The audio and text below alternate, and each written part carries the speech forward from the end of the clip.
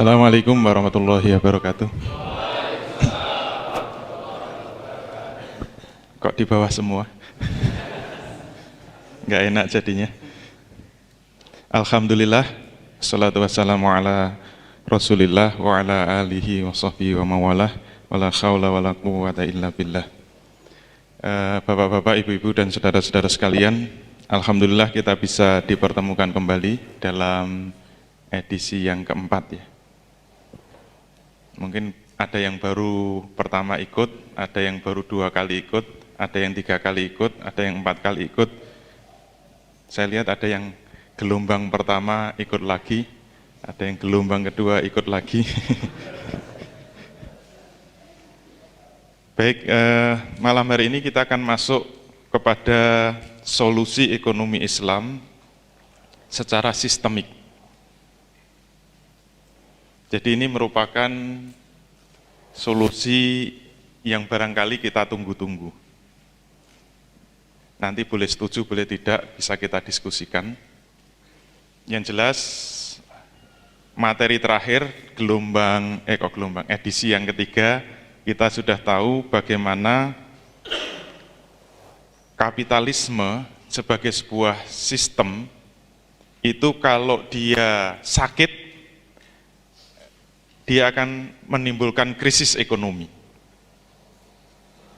Jadi kapitalisme itu kalau sakit menimbulkan krisis ekonomi, tapi kalau sehat bahayanya menimbulkan hegemoni. Itu yang kita jelaskan kemarin. Oleh karena itu sekarang kita masuk sistem ekonomi Islam sebagai solusi yang sistemik. Seperti janji saya dulu, memang kajian bisnis kita awali dengan cara pandang yang sangat luas, seutuhnya. Sehingga nanti kita bisnis itu tahu posisi kita masing-masing. Nah, sebagai sebuah sistem ekonomi, maka kemarin sudah saya singgung. Kalau saya berbicara sistem, maka mohon maaf ini gambarnya agak saru, tapi sudah saya sensor ya.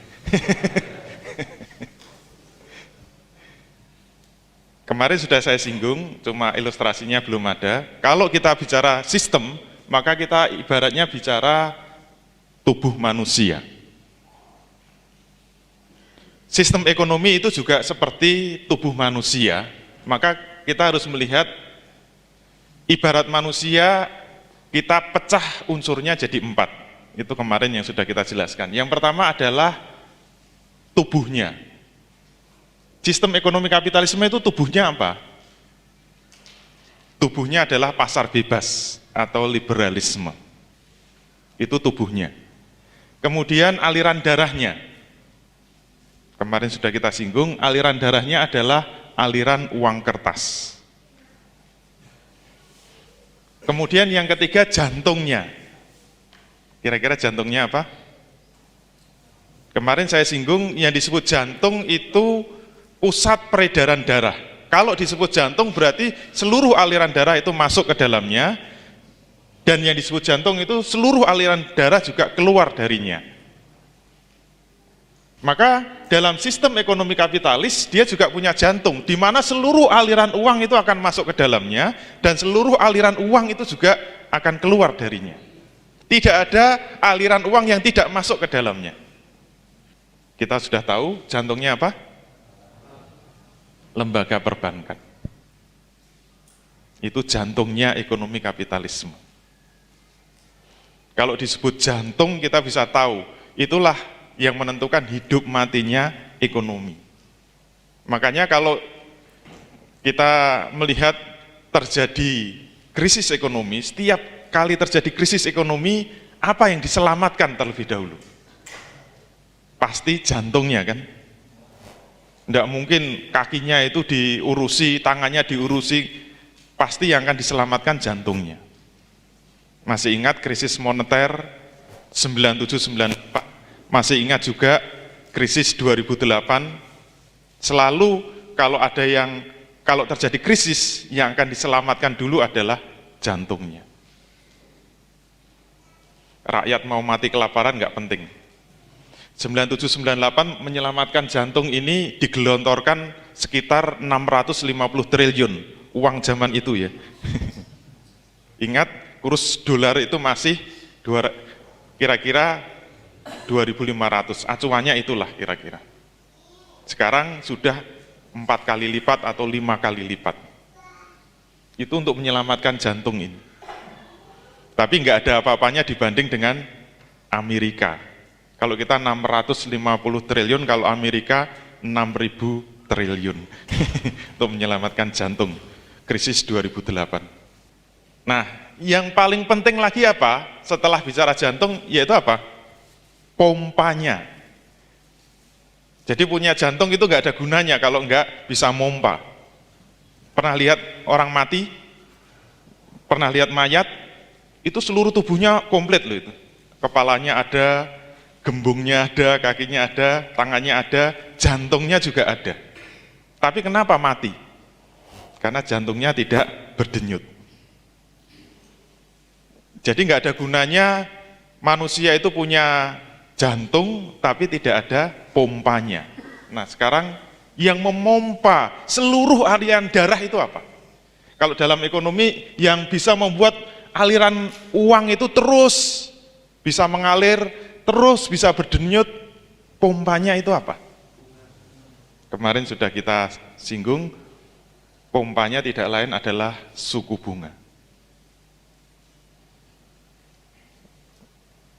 Makanya kemarin BI kenapa menaikkan BI rate dari 7,5 menjadi 7,75, naik 0,25. Kenapa suku bunganya dinaikkan?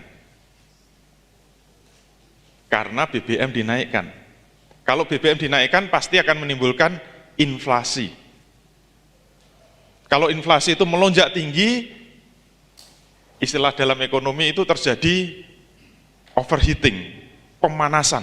Kalau tubuh terlalu panas, obatnya apa? Maka yang harus di-setel pompanya. Bagaimana agar panas tidak terlalu tinggi, bagaimana agar inflasi turun, maka resepnya suku bunga harus dinaikkan. Makanya langsung keputusan kenaikan BBM langsung diikuti dengan kenaikan BI rate dari 7,5 menjadi 7,75. Insya Allah itu merupakan bunga bank tertinggi di dunia. Nggak ada lawannya. Sekaligus itu untuk menarik pelarian dolar yang sudah keluar dari Indonesia. Gara-gara apa? Suku bunga the Fed naik, Federal Reserve naik. Kalau suku bunga Bank Amerika naik, itu akan membuat tarikan dolar yang ada di Indonesia kesedot ke sana. Dan itu sangat bahaya bagi tubuh Indonesia. Kalau dolar sampai kesedot ke Amerika, berarti jumlah dolar akan turun. Kalau jumlah dolar turun, dolar akan naik, rupiah akan jeblok. Nembus 12.000 kan. Kenapa? Suku bunga Amerika dinaikkan. Itulah hebatnya suku bunga. Nggak main-main. Jadi cukup ngatur bunga naik, bunga turun, itu aliran darah langsung ke sana kemari. Jadi kuncinya apa? Pompa jantungnya. Inilah yang disebut sistem ekonomi kapitalisme. Oke, sudah paham? Itulah tubuh kapitalisme. Maka tawaran saya dulu, kalau ikut kalau ikut edisi 1, 2, 3, maka memang tawarannya ada 2. Kita mau katakanlah ini tubuh yang tidak islami, kemudian sering menimbulkan krisis ekonomi, atau kalau dia sehat akan menghegemoni. Nah, kita mau memperbaikinya bagaimana? Selalu ada 2 kemungkinan. Apakah mau kita perbaiki secara parsial, atau kita lebih suka dengan tubuh kita sendiri. Kita lebih suka memiliki tubuh sendiri, berarti lebih suka memiliki sistem ekonomi sendiri. Itu terserah umat Islam. Ini umat Islam kan? Terserah. Maka kalau kita setuju dengan pilihan pertama, yaitu perbaikan secara parsial, maka kita nggak usah cari tubuh yang lain. Kita pelototi saja ini tubuh kapitalis, maka kalau ingin memperbaiki, mulailah dari jantungnya. Dengan cara apa? Jantung babi ini misalnya kemarin kan analoginya kayak gitu.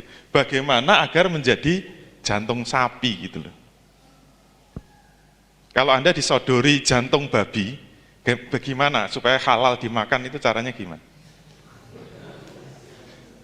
Dicuci 7 kali, salah satunya dicampur tanah.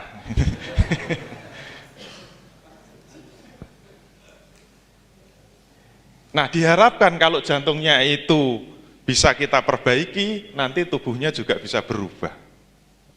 Dan itulah yang diperjuangkan hampir semua pejuang-pejuang ekonomi syariah di seluruh dunia. Dari Maroko sampai Maroke, itu perjuangan ekonomi syariah itu seperti itu. Dimulai dari memperbaiki jantung.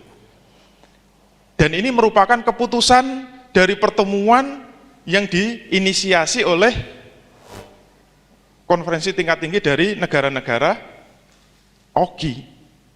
Itu sudah sejak tahun 71. Inisiasi itu sudah dimunculkan. Itu pertemuan negara-negara OKI untuk merumuskan. Mereka itu sudah sadar. Itu yang ketemu pakarnya itu hampir semua doktor-doktor ekonomi Islam yang pokoknya dokter ekonomi yang menguasai Islam, sekitar 600 makalah itu dipresentasikan. Semuanya setuju bahwa ekonomi sekarang adalah ekonomi kapitalisme, ini ekonomi yang harus kita lawan, harus kita rubah. Terus caranya ngerubah gimana? Akhirnya melahirkan deklarasi munculnya perbankan syariah. 71 cikal bakalnya sudah ada. Itu pertemuan seluruh ekonom muslim dunia. Ada 600 makalah yang dipresentasikan. Berarti seluruh dunia sepakat, kita nggak usah bikin makhluk baru. Kita cukup dengan memperbaiki jantungnya. Kalau jantungnya sudah Islami, diharapkan nanti semuanya jadi Islam. Oke, setuju? Kalau setuju, kita cukupkan sekian.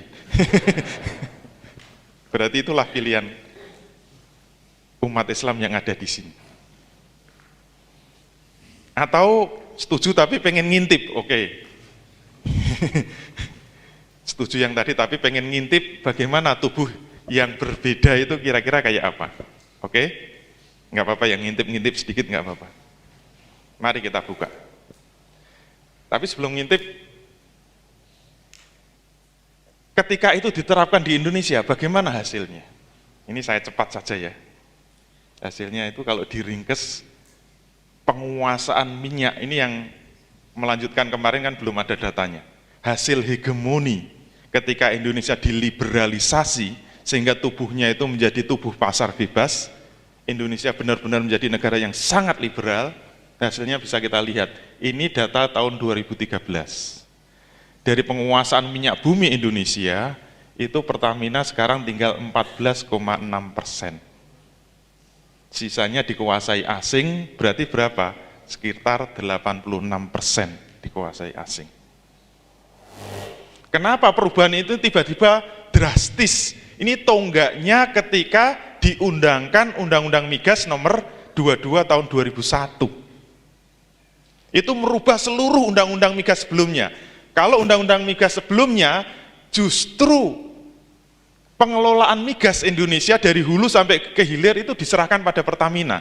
Maka zamannya Pak Harto, walaupun kita sangat mungkin banyak yang nggak suka dengan Pak Harto, tapi penguasaan Pertamina itu masih sekitar 90%. Asing itu 10%.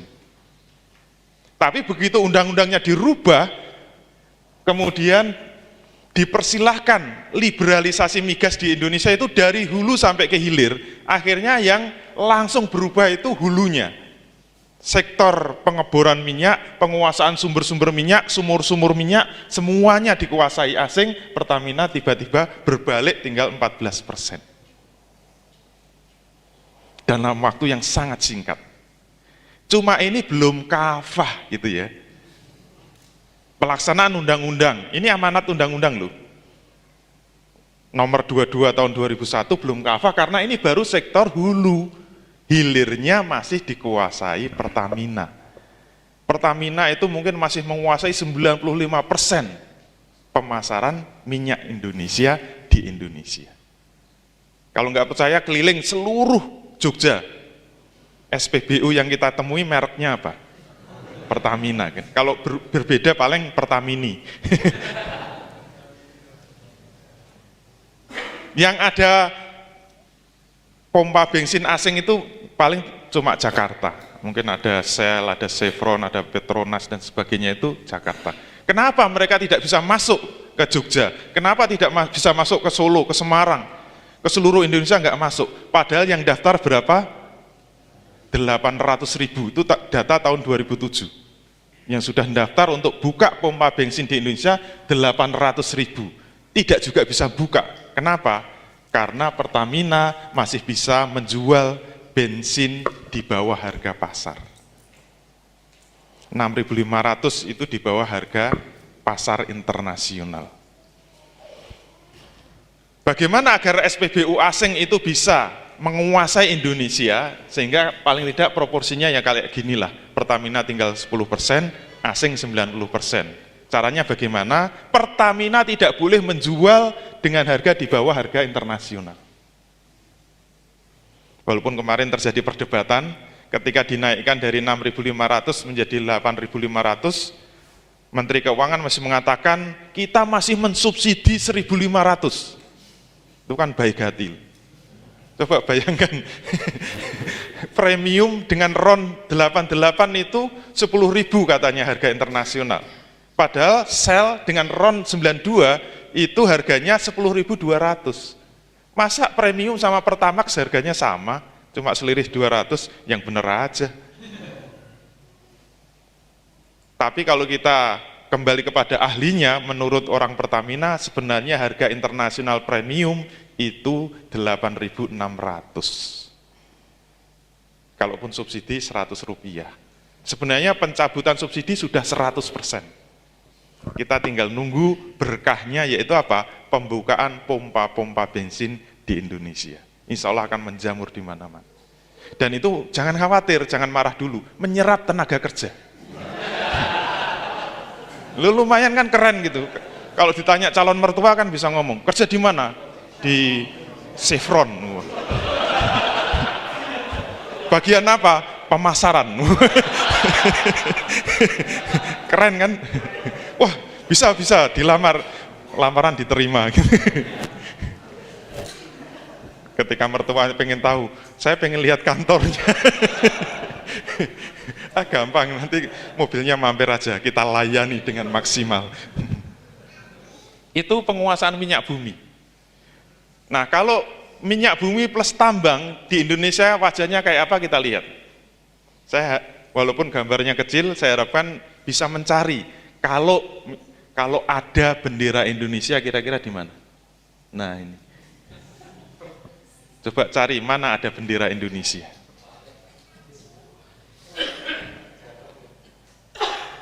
Hampir semuanya adalah bendera yang paling dominan bendera Amerika. Saudara kita ada lumayan, ini Malaysia ini. Yang lain Inggris, Perancis, dan sebagainya. Itulah hasil dari liberalisasi yang dilakukan di Indonesia. Oke, sekarang kita masuk. Terus bagaimana dengan ekonomi Islam? Kalau kita memang menginginkan agar kita bisa menghadirkan ekonomi Islam secara sistemik, maka harus kita jawab juga, ibarat manusia, pertama, tubuhnya itu apa? Yang disebut tubuh ekonomi Islam itu apa? Silahkan mulai mereka-reka, nanti ada jawaban terakhir. Yang betul 100% nanti dapat hadiah, dipijeti panitia. Karena berhasil menulis dengan benar. Pertanyaan pertama, tubuhnya apa? Pertanyaan kedua, aliran darahnya apa? Pertanyaan ketiga, jantungnya apa? Pertanyaan keempat, pompa jantungnya apa? Kalau kita sepakat bahwa ekonomi Islam itu punya tubuh sendiri, ekonomi Islam itu punya sistem sendiri, berarti empat ini harus terjawab. tubuhnya apa, aliran darahnya apa, jantungnya apa, pemompa jantungnya apa. Silahkan mulai mereka-reka. Tulis, kemudian serahkan panitia, biar nggak dirubah lagi. Kalau ada yang benar keempat-empatnya luar biasa. Minggu depan layak untuk maju testimoni.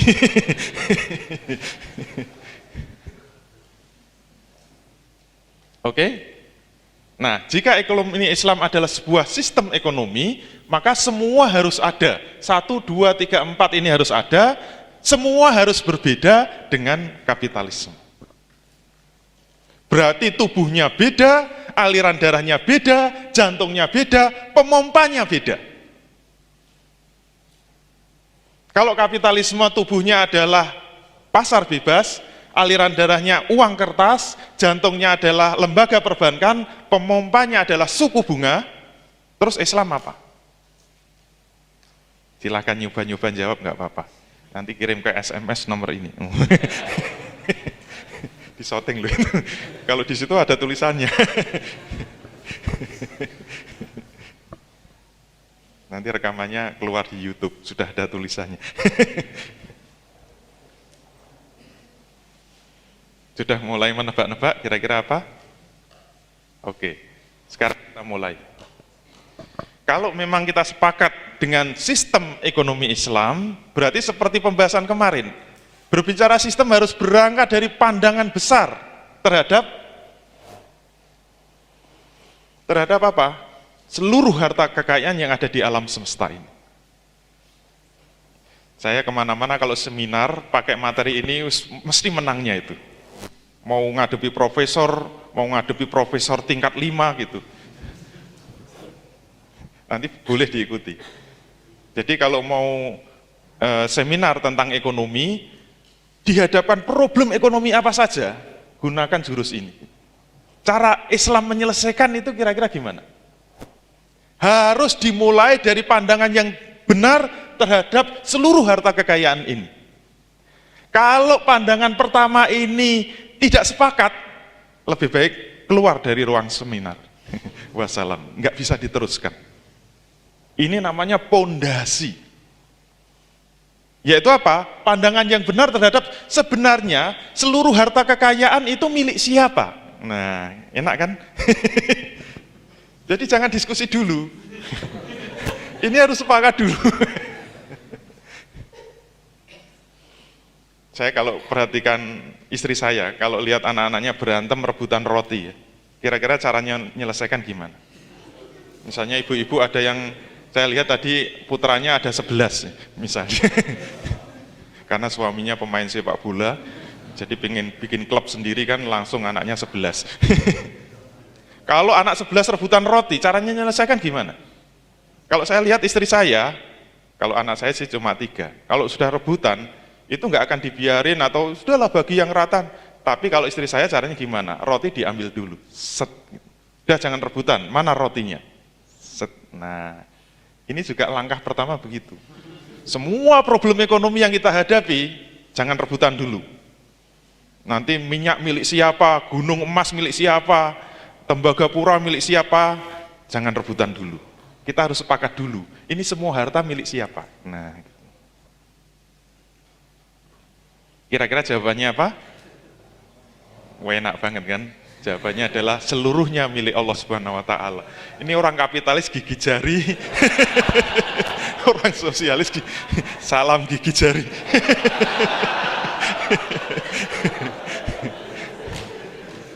Saya bilang gini bukan nomor 2 loh, 2000. Seluruhnya adalah milik Allah. Dasarnya dari An-Nur ayat 33. Wa atuhum mimma lillahillazi atakum. Dan berikanlah min malillahi. Wa atuhum, berikanlah kepada mereka. Min itu min apa? Min ba'diyah. Min yang menunjukkan sebagian. Min sebagian, malullahi kalau bacanya langsung begitu. Tapi karena min jadi ngejer kan, min malillahi. Jadi malullahi itu idhofat, berarti hartanya Allah kalau diterjemahkan kan begitu. berikanlah kepada mereka sebagian dari harta milik Allah yang telah diberikan kepadamu. Berarti sebenarnya duit yang ada pada kita, duit yang akan kita berikan kepada orang lain, jangan diakui itu sebagai duit kita. Semuanya itu adalah milik Allah dan kita itu hanya memiliki sebagian saja. Jadi menurut An-Nur ayat 33, hakikatnya seluruh harta itu adalah milik Allah. Kalau ini tidak diterima, kita tidak bisa bicara ekonomi Islam. Sampai ujung dunia kita nggak bisa bicara ekonomi Islam. Jadi kalau teman-teman mau bicara bisnis syariah, mau bicara ekonomi Islam, mau bicara ekonomi syariah, mau bicara syariah apa saja, Islam apa saja, harus dimulai dari ini. Nanti transaksi apa saja harus difahami dengan pondasi ini. Sebelum memulai bisnis apapun juga. Dengan siapapun juga. Dengan orang kafir nggak apa-apa. Yang penting sepakat, setuju enggak? Kalau enggak, tidak bisa kita lanjutkan bisnisnya. Oke? Ini pondasi pertama. Terus pondasi kedua apa? Kalau seluruh harta itu milik Allah, maka pertanyaannya bagaimana dengan posisi manusia?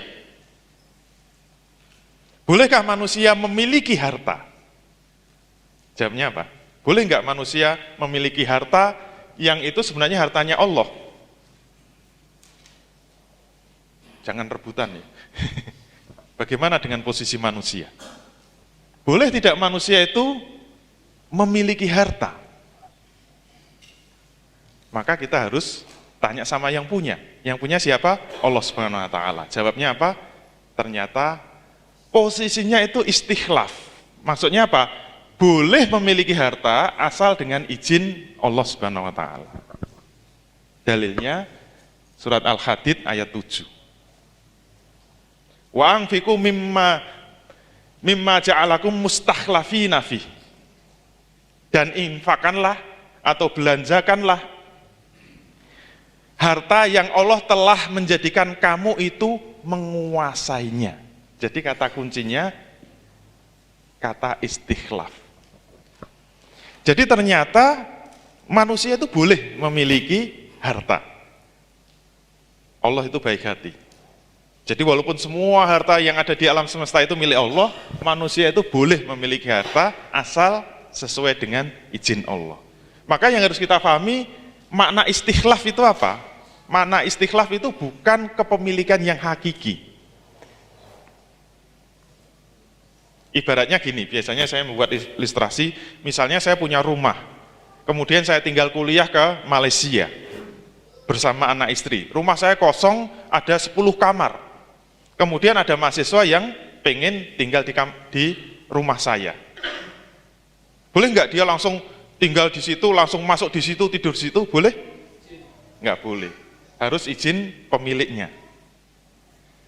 Tunggu sampai saya mengizinkan. Maka kalau saya izinkan, dia boleh tinggal di situ. 1 kamar dia tempati, 9 kamar masih tersisa kan? Dia kesepian. Karena rumah saya deso. Terus bagaimana 9 kamar yang lain? Kemudian dia punya inisiatif. Daripada saya sepi, ini kamar nganggur, dia punya inisiatif, yang 9 itu dikoskan. Boleh nggak? Ini kan mahasiswa yang kurang ajar kan? Bukan rumahnya kok dikoskan. Bagaimana agar boleh? Harus izin saya. Telepon kayak atau SMS atau kirim email sampai saya jawab. Begitu saya jawab, boleh silakan. Kemudian teman-temannya ngekos di situ, bayar di situ. Dia dapat duit banyak. Setelah dapat duit untuk apa? Dipakai untuk beli nasi, beli makan, dimakan bareng-bareng sama temannya. Boleh nggak? Itu mahasiswa yang kurang ajar juga. Kenapa? Itu bukan duitnya. Jadi begitu dapat duit, mau dibelanjakan, harus izin ke saya lagi. Ini mau saya pakai makan, boleh nggak Pak? Tunggu sampai saya menjawab. Begitu saja, boleh, silahkan. Nah, baru dibelanjakan. Itu ya yang disebut posisi istikhlaf. Itu pondasi yang kedua. Kalau ini tidak disepakati, jangan bicara ekonomi Islam. Jangan bicara bisnis syariah. Percuma. Oke? Sudah paham? Selesai. Mudah kan? Kalau dua pondasi ini diikuti, ditepati, ditaati, insya Allah semua akan berjalan dengan baik dan benar. Oke, sudah paham? Kalau sudah paham, saya tanya, Mas siapa namanya? Mahasiswa atau? Oh, mahasiswa. Siapa? Anggoro, Mas Anggoro. Misalnya Mas Anggoro. Kuliah dengan biaya sendiri atau dibiayai orang tua? Dibiayai orang tua. Nah, sekarang dipakai uji coba. Pertanyaannya. Enggak apa-apa, salah enggak apa-apa. Kalau salah mahasiswa gitu. Kalau benar pengusaha. Sekarang saya tanya. Untuk mengetahui ini sudah berjalan sesuai dengan ekonomi Islam atau tidak, kita tanya, Mas Anggoro itu setiap bulan dikirimi duit sama bapaknya untuk kuliah. Pertanyaannya, bapaknya Mas Anggoro ngirimi duit ke Mas Anggoro untuk kuliah, boleh apa enggak?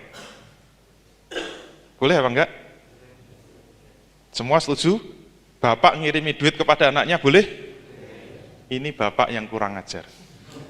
Kenapa? Tidak memahami ekonomi Islam. Enggak boleh. Ini pengusaha gagal semua ini. Jangan sekali-kali ngasih uang kepada anaknya. Enggak boleh. Kenapa? Bukan duitnya kok dikasih-kasihkan. Ya, bagaimana caranya agar boleh? Izin dulu sama yang punya duit, yaitu siapa? Allah Subhanahu wa taala.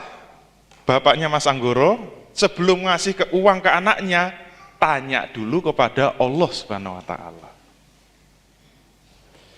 SMS atau telepon terserah. Sampai dijawab. Kalau belum dijawab, jangan ngasih uang ke anaknya. Misalnya kalau nggak punya pulsa ya SMS saja.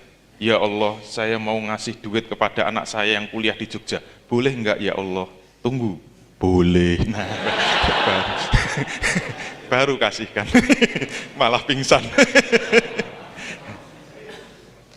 Mas Anggoro dapat kiriman ya, terus digunakan bayar SPP, boleh nggak?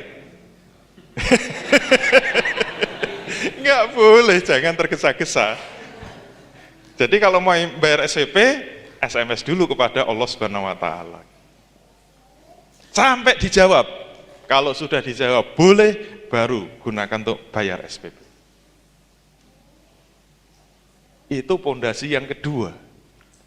Artinya apa?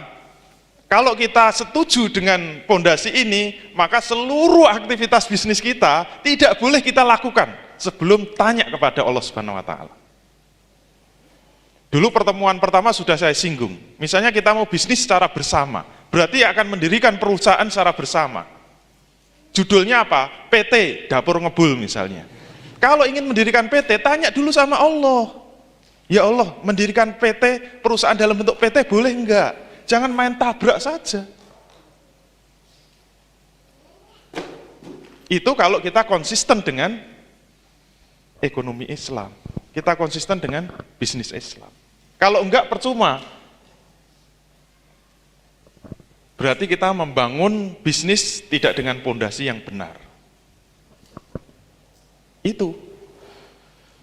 Nah, itu disebut pondasi. Maka kalau kita ingin tahu setelah pondasi kan, kalau membangun rumah urutannya apa? Pondasi dulu baru kita membangun pilarnya kan. Dari pondasi inilah akan menghasilkan pilar. Nah, ternyata rumah Islam atau sistem ekonomi Islam itu pilarnya cuma 3. Simpel aja kan. Yang pertama, kepemilikan. Nah, dalam pembahasan kepemilikan ini nanti yang kita bahas adalah asbabut tamaluk, sebab-sebab kepemilikan. Jadi sebelum kita bisnis, sebelum kita mencari uang, maka kita harus tahu sebab-sebab kepemilikan. Setelah kita itu mendapatkan uang, kemudian kita mau tasarufkan, mau kita manfaatkan uang itu, maka ini juga harus mendapatkan izin dari Allah Subhanahu wa taala. Sebenarnya aslinya dua ini sudah cukup menjadi pilar ekonomi Islam. Asbabut tamaluk dan at-tasarruf fil milkiyah. Itu sebenarnya sudah cukup. Ini salah satu yang menjadi pondasi, kalau dalam buku saya dalilnya ada semua. Ini saya nggak promosi ya.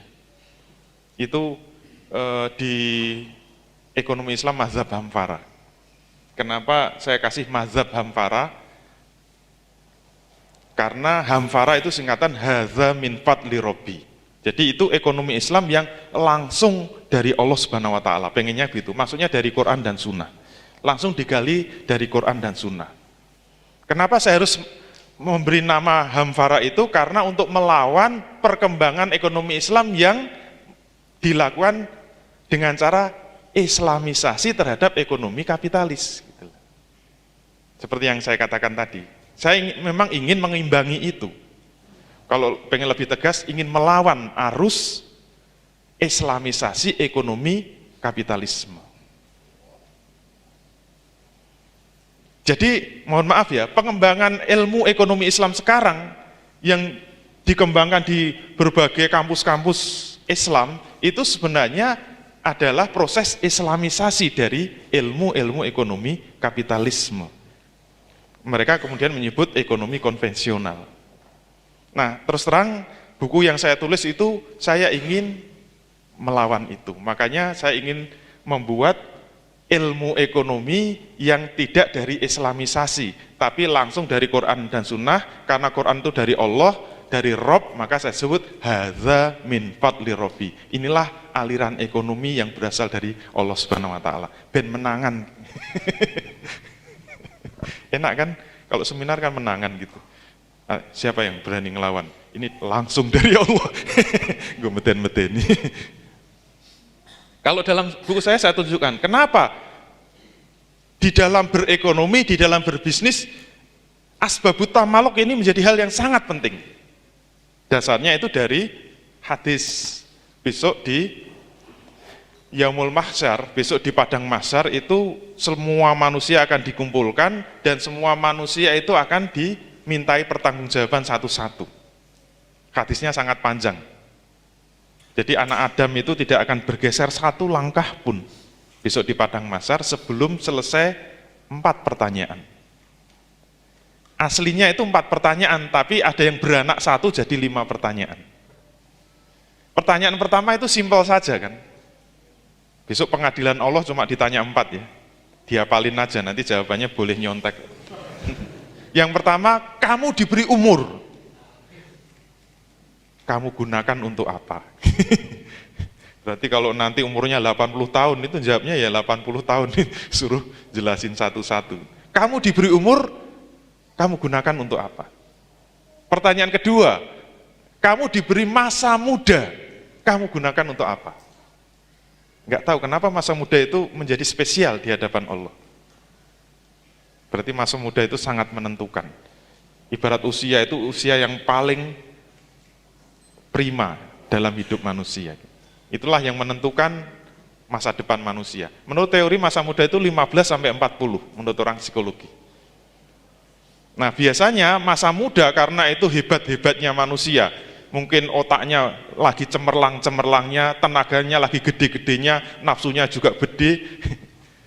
Kalau dia itu bejat, itu menjadi orang yang sangat bejat. Itu kuncinya masa muda. Tapi kalau dia menjadi orang baik, insya Allah itu dia jadi pejuang Islam yang sangat baik. Itu kuncinya masa muda. Nah, kalau sudah lewat 40 tahun, itu masa-masa yang sudah mapan, sudah established. Kalau masa mudanya gagal, dia jadi orang yang bejat, itu insya Allah bejat terus, susah itu dikembalikan ke jalan yang benar. Kecuali 1-2 yang ikut IBC, yang sudah tua, mohon maaf. Tetapi kalau masuk masa mudanya itu berhasil melewati usia 40, insya Allah kalau baik itu susah dibelokkan juga, insya Allah akan baik terus. Itu barangkali begitu. Kenapa masa muda ditanya secara khusus? Nah, yang paling penting yang ada hubungannya dengan ekonomi, pertanyaan ketiga, yaitu berkaitan dengan mal, berkaitan dengan harta. Ternyata khusus pertanyaan tentang harta itu buntutnya 2. Kamu diberi harta, pertanyaan pertama, kamu peroleh dari mana? Bagaimana cara kamu mendapatkan harta itu? Itu pertanyaan pertama. Pertanyaan kedua, terus setelah dapat harta, kamu gunakan untuk apa? Nah, inilah yang menjadi dasar itu. Jadi kalau kita ingin benar di dalam bisnis, benar di dalam mengelola harta, maka yang harus kita tanya dulu, cara memperolehnya itu benar apa salah? Kamu peroleh dari mana? Kemudian setelah memperoleh harta, kamu manfaatkan untuk apa? Itu juga harus benar. Sebenarnya 2 ini sudah menyelesaikan semua problem ekonomi. Tapi kenapa harus ada pilar yang ketiga? Rahasianya, pilar yang ketiga ini untuk menjamin bahwa tidak semua manusia itu bisa terlibat dalam bisnis. Tidak semua manusia bisa terlibat dalam aktivitas ekonomi. Pasti nanti ada manusia yang tersingkir. Yang di dalam ekonomi kapitalisme, kalau ada yang tersingkir, itu tidak ada yang bertanggung jawab. Mati yo dewe gitu. Artinya begitu. Dalam teori ekonomi kapitalis itu gitu. Siapa saja yang tidak bisa berperan dalam salah satu faktor produksi, apakah menyewakan lahan, atau menyewakan tenaga, atau menyewakan modal, maka dia akan tersingkir dari arus perputaran ekonomi. Circular flow of economics. Dia akan keluar dari lingkaran itu dan tidak ada yang bertanggung jawab. Karena teori pasar bebas itu akan bisa menyelesaikan semua problem ekonomi. Pertama adalah produksi, kedua konsumsi, yang ketiga adalah distribusi. Bisa selesai dengan hanya mekanisme pasar bebas. Maka kalau tidak bisa terlibat dalam arus ekonomi itu, dia tersingkir. Nah, Islam itu perlu pilar yang ketiga, yaitu tauzi'us tsarwah bainan nas, distribusi harta kekayaan di tengah-tengah manusia. Dalilnya apa? Kaila yakuna dulatan bainal aghniyai minkum. Jangan sampai harta itu beredar di tengah-tengah orang yang kaya saja di antara kamu.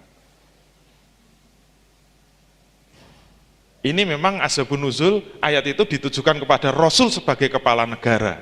Maka kalau tidak ada Rasul sebagai kepala negara, pelanjut-pelanjutnya, kepala negara berikutnya. Itulah yang paling bertanggung jawab di dalam distribusi harta kekayaan di tengah-tengah manusia, agar jangan sampai harta itu beredar di Jakarta saja. Di Indonesia itu 70-80% uang itu beredar di Jakarta. Berarti sisanya ya kira-kira 20-30%, nggak tahu yang sampai ke Jogja berapa persen. Makanya duduk saja nggak bisa, harus lesehan karena nggak diumani sama orang Jakarta. Saya punya teman yang sukses bisnis di Jakarta, dia sekolah di SD favorit di Jakarta, SD Islam. Anak kelas 1 SD, itu uang saku per hari. Mungkin kalau ada yang sama ya, kayaknya ini kelasnya Jakarta. Anak SD kelas 1, uang saku per hari 100.000. Ada mahasiswa yang mengalahkan.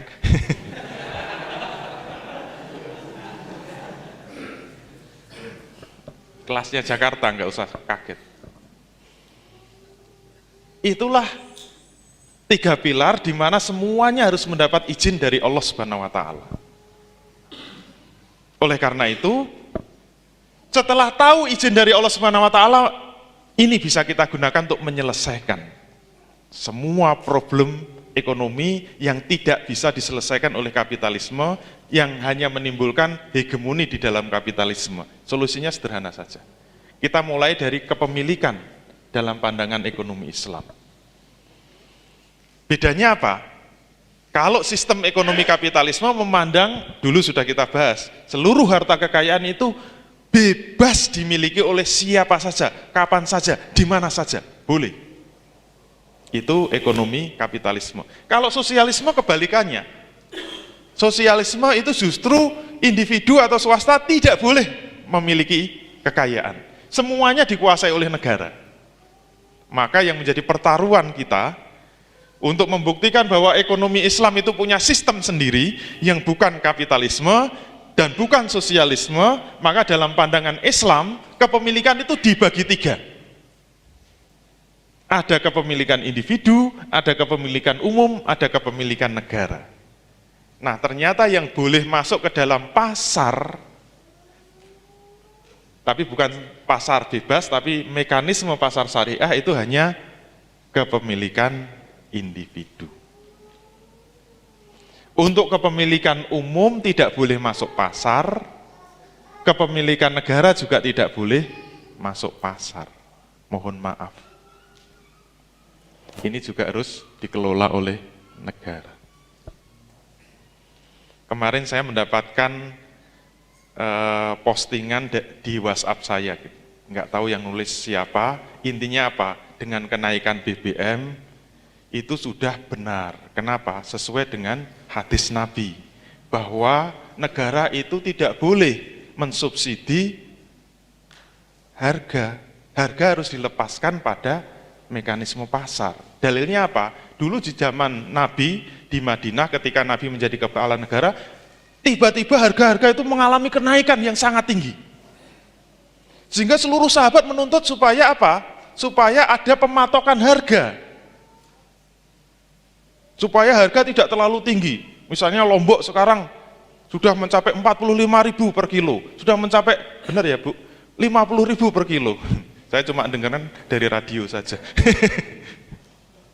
Padahal kalau normal paling 5.000 per kilo. Sekarang naik. Nanti kalau dibiarkan bisa 60.000, 80.000. Kasihan warung Padang kan. Coba bayangkan makan di restoran Padang nggak pakai sambal itu kira-kira gimana? Diganti merica semua. Nah, sahabat dulu menuntut, ya Rasul, dipatok saja harganya supaya nggak melambung terus. Apa jawab Rasul? Rasul menolak. Harga itu dalam genggamannya Allah. Harga itu terserah Allah. Kita ini tidak berhak menentukan harga. Jadi nggak boleh negara itu matok, masak bensin harus 6.500. Lepaskan saja, terserah harga internasional. Kalau harga internasional 10.000 ya kita ikut, kalau 9.000 ya ikut, kalau 8.000 ya ikut, kalau 9.000 ya ikut. Itu yang benar sesuai dengan Islam. Pasrah sajalah, tawakal kepada Allah. Rezeki itu takdirnya Allah. Itu di dalam WhatsApp begitu. Benar apa salah? Benar juga kan? Salahnya di mana coba? Mau bantah gimana? Hadisnya memang jelas-jelas begitu. Berarti yang benar pemerintah sesuai hadis tadi kan? Itu hadis tas'ir namanya, mematok harga. Ayo. Kalau kita tidak pernah melihat sistem ekonomi Islam, mesti tertipu dengan WhatsApp itu. Kenapa? Untuk menjawabnya gimana? Untuk mengatakan bahwa itu salah bagaimana? Minyak itu tidak boleh masuk mekanisme pasar. Kenapa? Minyak bumi itu masuknya tengah ini, kepemilikan umum. Dan itu juga ada dalilnya gitu loh. Hadis tas'ir tadi memang hadis yang bersifat umum. Kalau dalam buku saya kan saya jelaskan. Dalilul am yabqa fi umumihi malam yarid dalilu takhsisi. Dalil yang umum tetap berada pada keumumannya selama tidak ada dalil yang mengecualikan. Secara umum semua harga memang tidak boleh dipatok oleh pemerintah. Kalau konsisten sebenarnya upah juga tidak boleh dipatok oleh pemerintah. UMR itu haram hukumnya. Harusnya dituntut juga itu. Dikembalikan pada mekanisme pasar. Jangan nunggu keputusan pemerintah. Kemarin demo buruh di Jakarta, nuntut upah di Jakarta minimal 3 juta. Keputusannya Ahok 2,7. Terahok-ahok kan para buruh. Nggak boleh, harusnya terserah. Nanti terserah antarodin kan, dua belah pihak. Mau 2 juta ya terserah, mau 1 juta terserah. Itu harus kesepakatan dua belah pihak. Jangan dipatok minimal 2,7, nggak boleh. Sabar dulu, sabar dulu. Ternyata jangan berbicara ekonomi pasar dulu. Semuanya harus masuk pasar. Ini nanti nggak beda dengan kapitalis. Ternyata lihat dulu barangnya. Barang itu masuk kategori kepemilikan individu, kepemilikan umum, apa kepemilikan negara. Minyak itu ternyata kepemilikan umum. Dalilnya apa?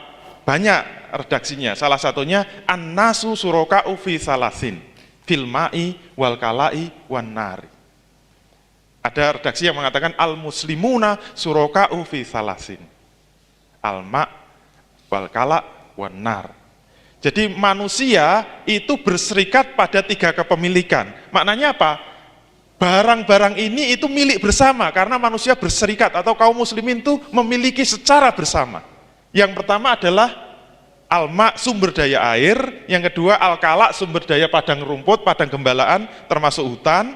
Yang ketiga an-nar, yaitu apa? Api atau energi. Mana yang menunjukkan tidak boleh masuk pasar? Wasamanuhu haramun, menjual barang ketiganya kepada rakyat hukumnya haram. Makanya waktu saya seminar di ITB, seminar energi, kan dibahas tentang kenaikan BBM itu. Karena saya mewakili ekonomi Islam, kalau ditanya bagaimana pandangan ekonomi Islam tentang kenaikan BBM, saya jawab jangankan menaikkan BBM, menjual saja haram kok. Lu kata siapa? Kata Rasul gitu loh. Saman itu maknanya apa? Menaikkan harga di atas biaya produksi. Kalaupun ada biaya produksi boleh dibebankan. Kata Pertamina biaya produksi 1 liter bensin itu 800 rupiah. Menurut Kwi Kian-gi itu 560 rupiah. Tapi karena sekarang naik dolarnya sekarang 660 rupiah kata Kwi Kian-gi. Itu biaya produksi. Ya kalau dibulatkan 1.000 rupiah lah kira-kira 1 liter bensin. Masih kuat beli nggak? Wah malah mandi bensin itu. Saking murahnya. Itu yang disebut menjual sesuai dengan biaya produksi. Kenapa tidak boleh menjual kepada rakyat? Wong itu barangnya sendiri kok dijual. Coba bayangkan kalau Anda punya rumah, setiap masuk rumah suruh bayar. Nanti masuk kamar mau tidur suruh bayar. Mau? Lu rumah saya sendiri kok setiap tidur suruh bayar. Itulah Indonesia, rakyatnya juga mau kok. Malah mendukung. Terus dibilangi ini pemerintah sudah berkorban. Kenapa? Memberi subsidi. Loh, ilmu ekonominya di mana? Kayaknya saya dulu belajar ekonomi nggak ada istilah subsidi itu seperti itu. Yang disebut subsidi itu apa? Biaya produksi, misalnya biaya bensin, biaya produksinya berapa? 800 rupiah, kemudian dijual 500 rupiah. Nah itu disebut subsidinya berapa? 300 rupiah. Loh kalau biaya produksi 800 dijual 6.500 kok subsidi? Itu ilmunya dari mana?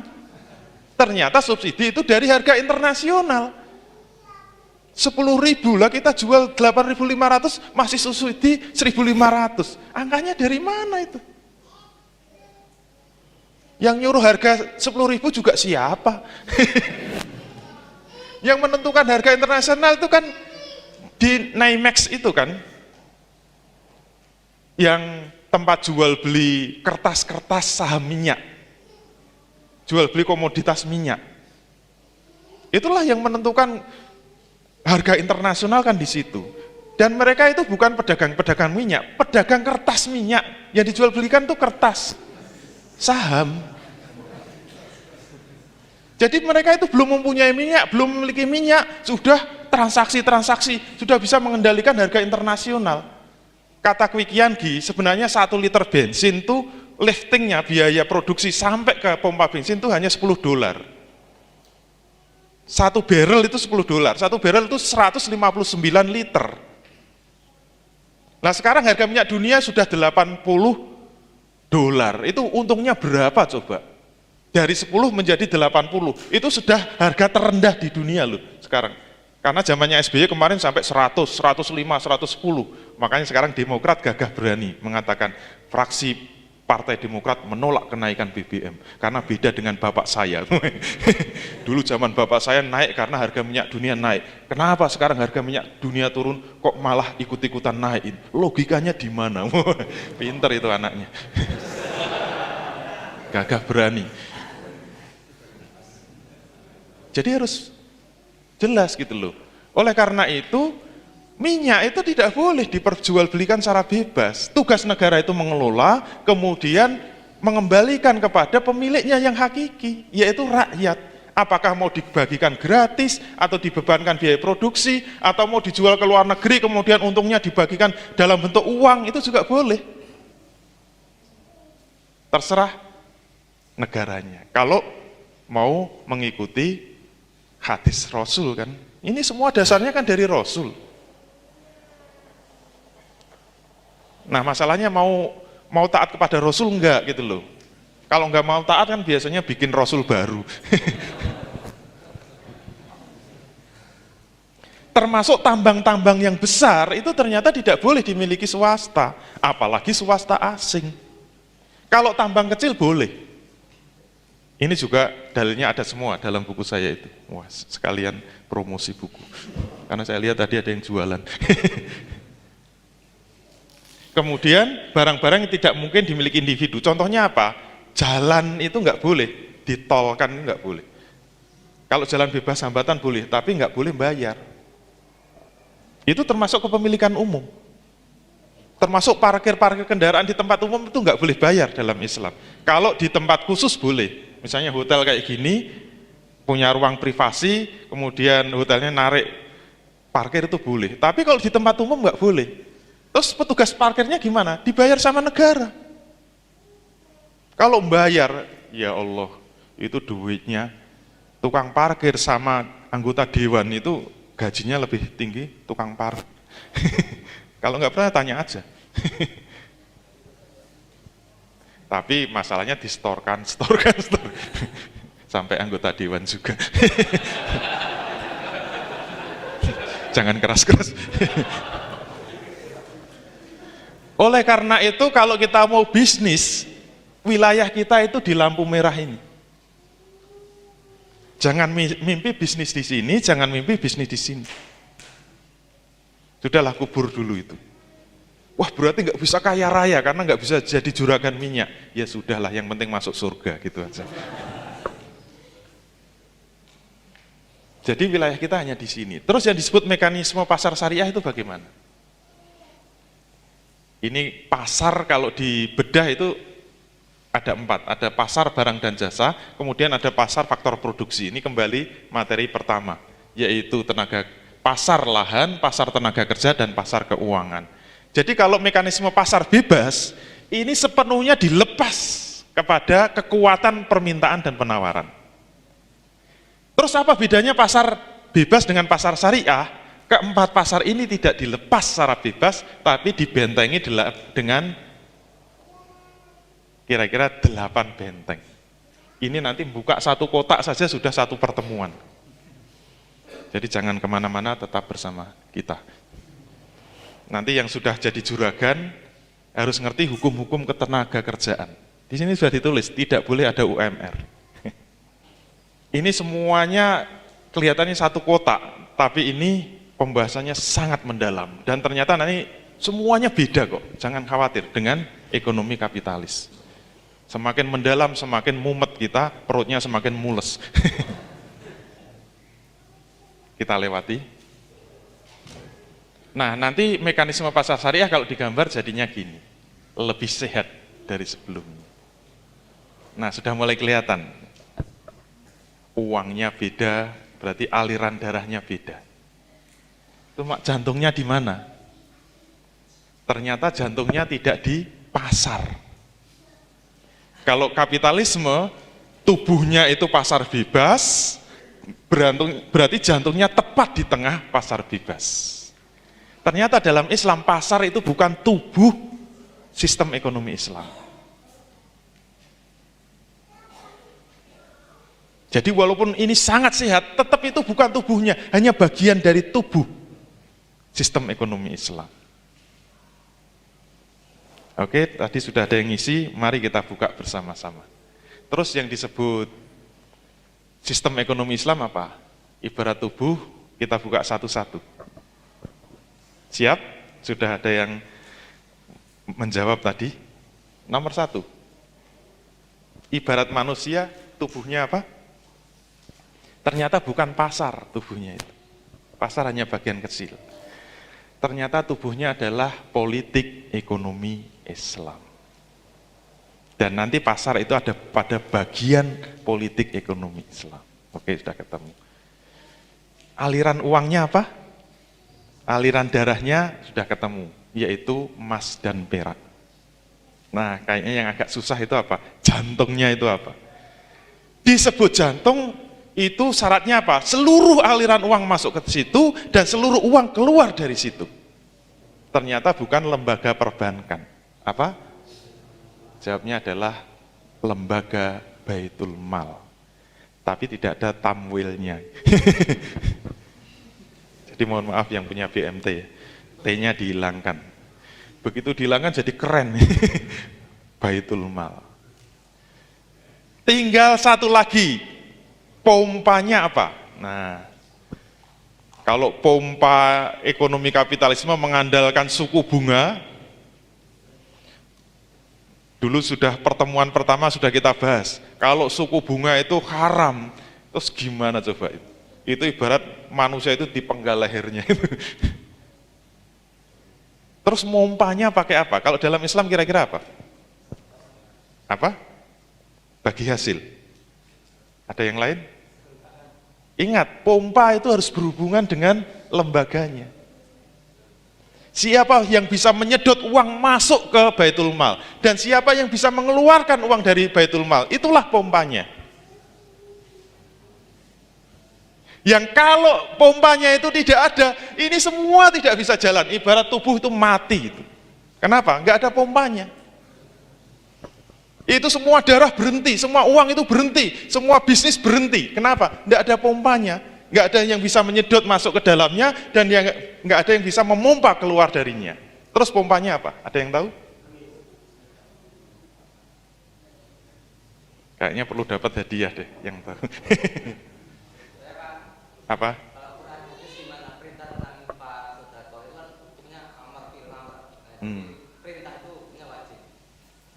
Kurang spesifik. Karena semua ini Quran dan Sunnah.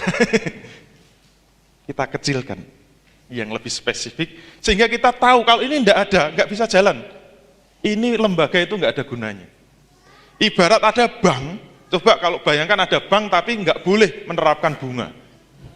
Terus yang nabung sopo gitu loh. Kalau bunga nggak ada yang mau menyerahkan duitnya ke bank, bangkrut itu banknya.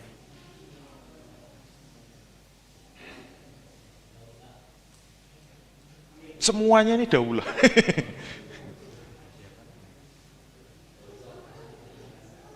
Sudah ada yang jawab, kita buka aja. Apa? Semua itu di bawah kewenangan khalifah. Kalau khalifah nggak ada, wassalam. Karena yang bisa menyedot ke Baitul Mal itu khalifah, yang bisa mengeluarkan, itu bedanya fiskal Islam dengan konvensional itu apa? Kalau fiskal konvensional itu presiden itu harus persetujuan DPR. Nggak boleh dia menyusun anggaran kecuali harus disetujui DPR dan dia juga tidak boleh mengeluarkan anggaran kecuali harus persetujuan DPR. Dalam Islam tidak berlaku. Semua di tangan satu orang, yaitu khalifah. Diktator bukan, khalifah tunduk pada syariah. Makanya syariah tadi benar, tapi di atasnya. Lebih spesifik. Makanya kenapa sekarang presiden kita diperkarakan oleh DPR? Karena DPR merasa dilangkai. Kok berani-beraninya menaikkan harga BBM tanpa konsultasi dengan DPR?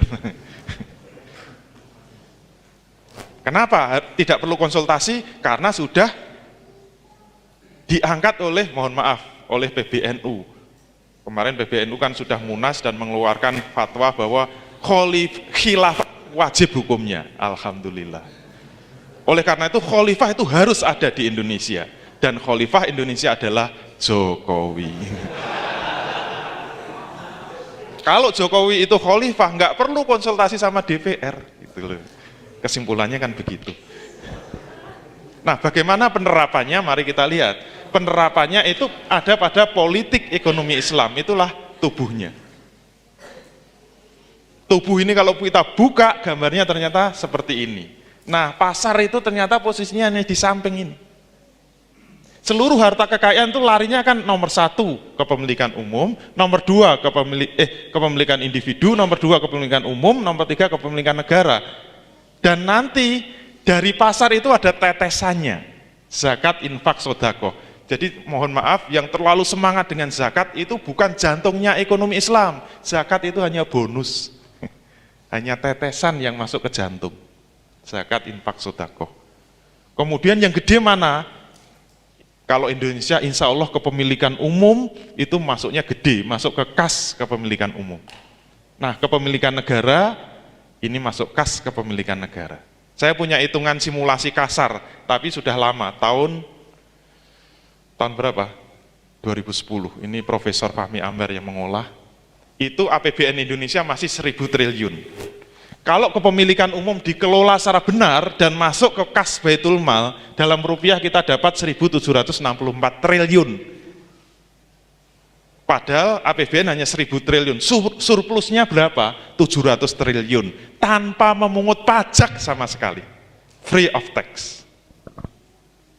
Sisanya aja 700 triliun, itu bisa untuk menggratiskan sekolah, rumah sakit, mahasiswa yang nanti sakit bisa sarjito terus. Pengennya opname terus karena nggak kuat bayar kos. Mumpung gratis. Oleh karena itu fungsi sentral Baitul Mal sebagai jantungnya ekonomi Islam, ini jantungnya itu, maka kuat tidaknya ekonomi Islam, jatuh bangunnya ekonomi Islam tergantung jantungnya ini. Kenapa kekhilafan dulu bisa berjalan dari sejak zaman Rasul sampai 1400 tahun? Nggak ada pengangguran, nggak ada kemiskinan, semua makmur sejahtera, nggak ada sepanjang sejarah Islam itu sekolah bayar itu, mau sampai S3, S4 sampai S16 gratis, karena duitnya kuat. Ini bukan alam mimpi, ini bukan teori, faktanya 1400 tahun sudah berjalan. Maka kalau Baitul Mal kuat, itu peruntukannya apa? Pertama, untuk memenuhi kebutuhan pokok individu, sandang, pangan, papan. Maknanya apa? Tidak boleh ada individu yang miskin, tidak boleh ada individu yang nggak punya rumah. Kalau nggak punya rumah tinggal tunjuk jari, saya nggak punya rumah, nggak usah ke properti, kasih aja. Selesai. Memangnya kenapa sih ngasih uang kok, ngasih rumah ke rakyatnya? Dulu Imam Ali ketika jadi khalifah, dia mengatakan saya hanya bisa tidur tenang kalau kas Baitul Mal sudah kosong. Setiap ada uang masuk, langsung saya distribusikan kepada rakyat saya baru bisa tidur tenang. Kalau itu kas Baitul Mal masih ada uangnya, saya nggak bisa tidur. Coba jadi rakyatnya gimana itu? Kok belebekan duit itu? Mumet kan?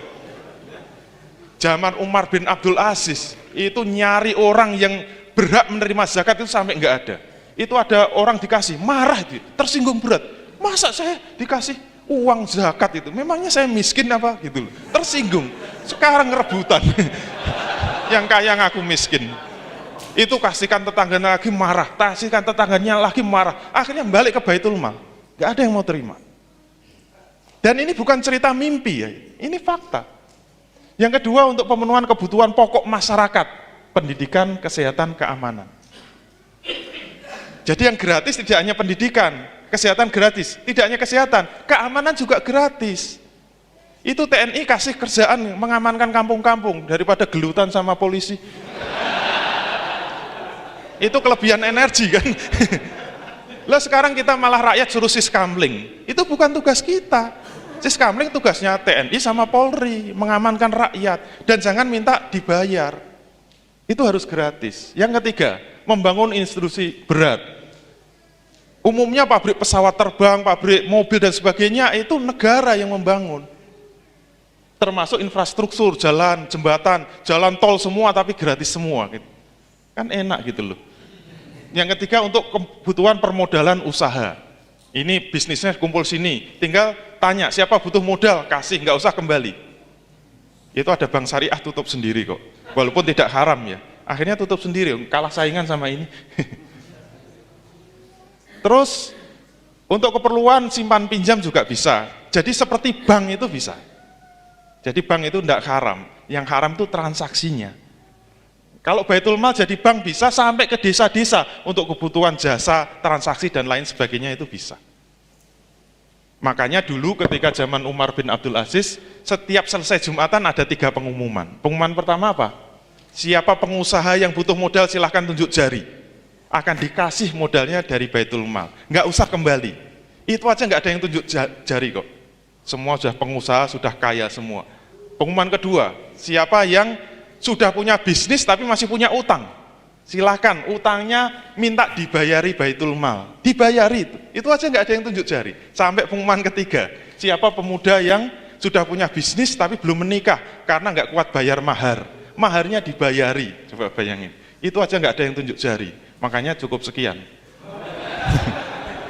Karena nggak ada yang tunjuk jari berarti nggak ada yang butuh modal. Terima kasih. Assalamualaikum warahmatullahi wabarakatuh.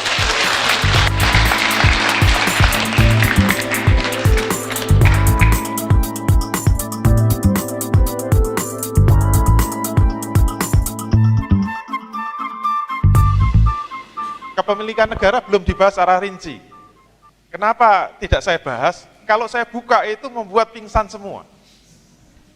Mengagetkan. Baitul Mal ada 3 kas. Kas pertama zakat, infak, sodakoh. Kas kedua dari tambang-tambang besar. Kas ketiga dari kepemilikan negara. Sekarang saya ingin tanya, dari ketiga kas ini kira-kira yang paling gede kas 1, kas 2, apa kas 3? Yang paling gede dari tambang, dari zakat, apa dari kepemilikan negara? Kira-kira yang paling gede, itu ternyata kas yang ketiga. Itulah yang membuat kekhilafan Islam sepanjang sejarah itu tidak pernah bangkrut. Kenapa? Karena punya kas ketiga. Ini masih saya rahasiakan. Karena saya buka 1, misalnya tambangnya kosong, misalnya zakatnya lagi kosong, terus duitnya dari mana? Kas ketiga, caranya gimana? Salah satu sumbernya apa? Ghanimah. Kalau kosong gimana? Kita lirik Australia. Ingat, Australia itu penduduknya cuma 20 juta. Kita 250 juta. Jalan-jalan saja, itu insya Allah nggak ada ghanimah, fa'i itu. Fa'i itu nggak perlu ada futuhat, nggak perlu ada peperangan. Langsung menyerah, langsung tunduk, 1 benua Australia itu menjadi kas yang ketiga. Karena seluruh tanahnya menjadi tanah khorojiyah. Sumber kas ketiga kan tanah khoroj. Bayangkan, 1 benua, kurang apanya coba. Jadi yang tetap itu namanya khoroj, nanti yang bergerak di atasnya itu namanya fa'i atau ghanimah. Makanya saya rahasiakan. Supaya kalau nanti ada yang mengeluh, nanti kalau sudah tegak Islam, kemudian Freeport sudah habis tambangnya, gimana? Kan 3 gunung itu 2 sudah mau habis, tinggal 1. Makanya diperpanjang sampai 2041, karena masih 1 yang belum habis. Dan nanti kalau tegaknya sudah mau habis, terus kita sisanya apa? Masih saya rahasiakan, kepemilikan yang ketiga. Nah itu. Yang penting kita sehat dulu mempersiapkan. Oke, terima kasih. Terima kasih, Anda telah menyaksikan tayangan persembahan Pengusaha Rindu Syariah. Silahkan hadiri acara-acara yang kami buat seperti Islamic Business Coaching, di mana kita dapat mempelajari kerangka berbisnis Islam, kemudian Islamic Business Sharing, di mana kita bisa belajar kepada pengusaha yang telah menerapkan bisnis syariah, Fikih Bisnis Islam, di mana kita bisa bertanya dan memecahkan permasalahan-permasalahan bisnis kontemporer, dan Muslimpreneur Power Camp, di mana kita akan termotivasi untuk menjadi pejuang syariah dalam berwirausaha. Sampai ketemu di pertemuan berikutnya. Wassalamualaikum warahmatullahi wabarakatuh.